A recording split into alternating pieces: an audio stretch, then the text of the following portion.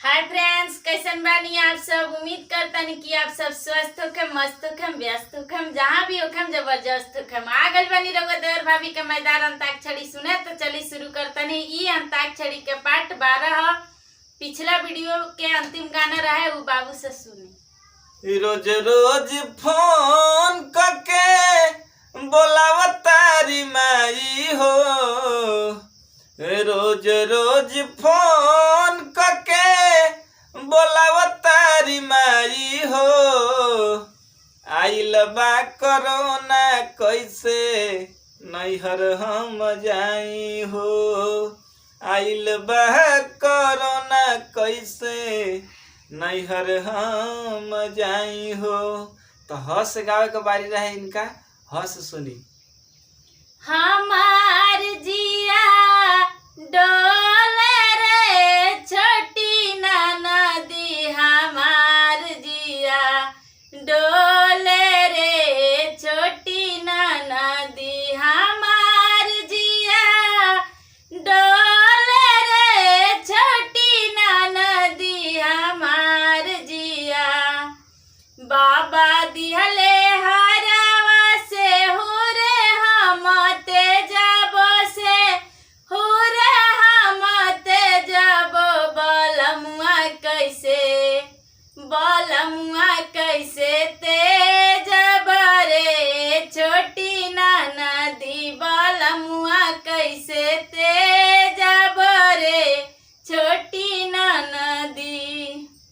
छोटी ननदी 10 है। हाँ। दे दी मजदूरी सेठ जी बाटे मजबूरी, दे दी मजदूरी सेठ जी बाटे मजबूरी।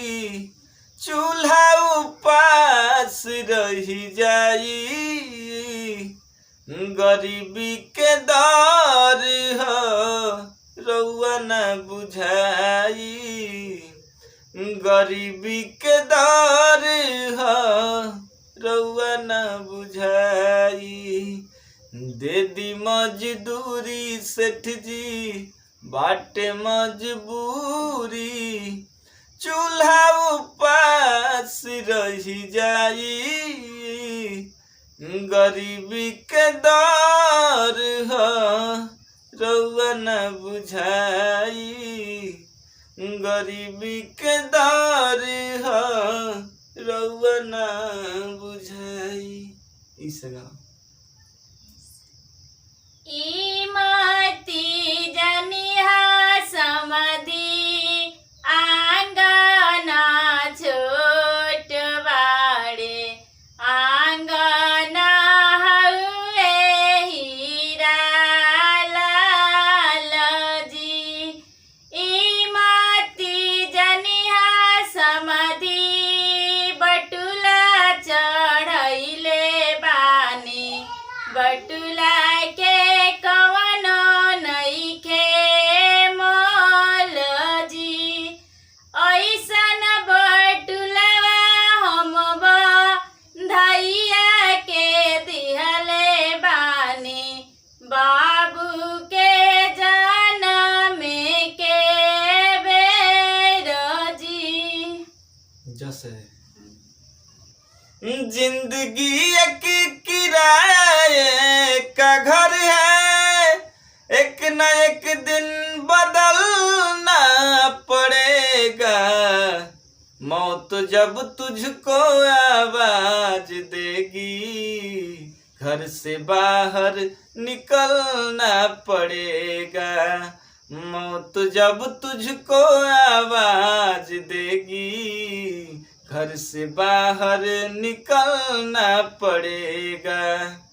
रूठ जाएंगे जब तुझसे खुशियाँ, गम के सांचे में ढलना पड़ेगा। मौत जब तुझको आवाज देगी, घर से बाहर निकलना पड़ेगा। मौत जब तुझको आवाज देगी, घर से बाहर निकलना पड़ेगा। गस गाओ।